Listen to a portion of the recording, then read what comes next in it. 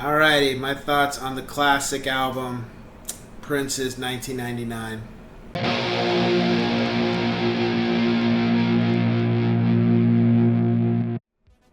What's going on, ladies and gents? It's Cyberline coming back to you with another album review.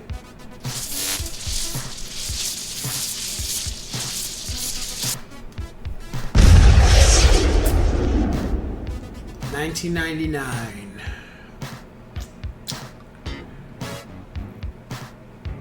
So, as far back as I can remember, 1999 was one of the first songs, besides I think Little Red Corvette and When Doves Cry, I can recall that I heard. But I never heard... I had never heard 1999 in its full... its entire full length. I always heard it cut. So when I finally did hear it, I was like, "Oh, okay, cool. This is how it sounds." I gotta say,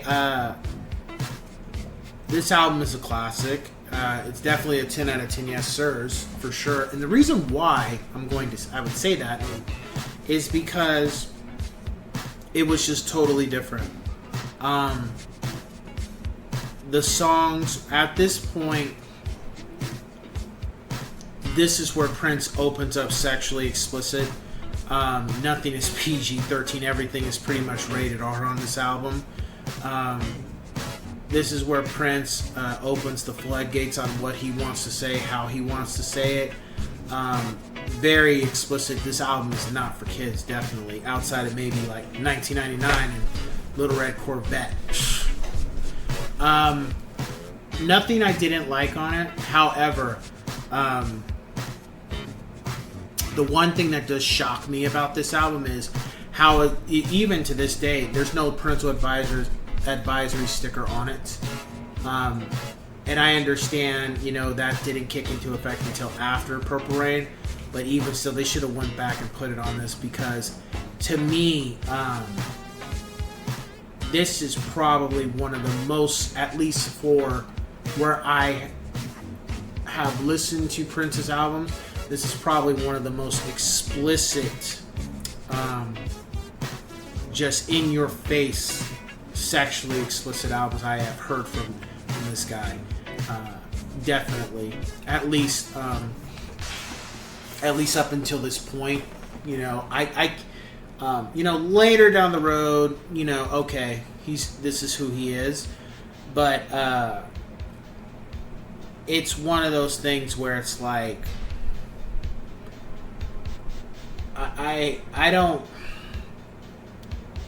This album was never played around me, and I can be, and it's not an album I would play around my kids. I would play maybe a couple songs and then switch to something else, because there's so much stuff on here that is just like, this is adult music. This is not for kids.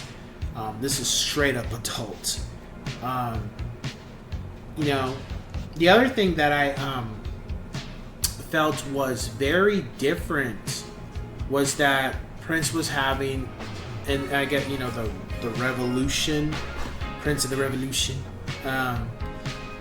You had those members singing on the tracks, definitely more so than you had. Controversy started, but it wasn't before that. So it's interesting to hear other members, like on 1999, for example, and then also other songs with the chorus.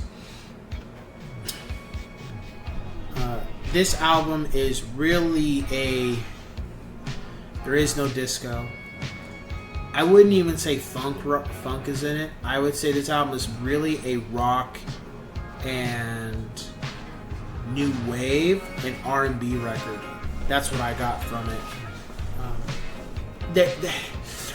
You could say a little funk, probably because of D.M.S.R, but overall, I just kind of felt like more R&B, rock, and new wave, definitely.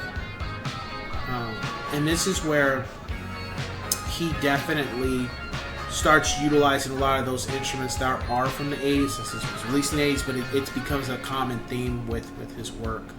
Top 5 tracks, of course, 1999. D.M.S.R. That song, I think what I liked about it so much was the fact of the way the beat is, but then when you have the keyboard or whatever type of instrument that was, if it wasn't keyboard, very similar to it, how that was being played with the backing track of the drums and stuff, and then you have the bass come in. It was just like, it really was like a groovy track. I really like that song. Little Red Corvette, you know. One time I was in a little red Corvette with Vanity and Sheila E. It was at Morse. It's like Little Red Corvette I would always hear on the radio, so it's like a common song from his catalog. But it's just funny because, you know, that song really showcases Prince's vocal range at this point and how serious he's taking what he's putting out too. Definitely, it showcases more of a soulfulness to it than maybe what had been released prior to this album. Lady Cab Driver and Let's Pretend We're Married. However, before I get on to the music track, I gotta be blunt. Let's Pretend We're Married. I like the way the song goes and the way the music goes and stuff, but I gotta be frank. There are some times where I have to I just stop the track and move on. And the reason why is because, like, come on, dude. Like,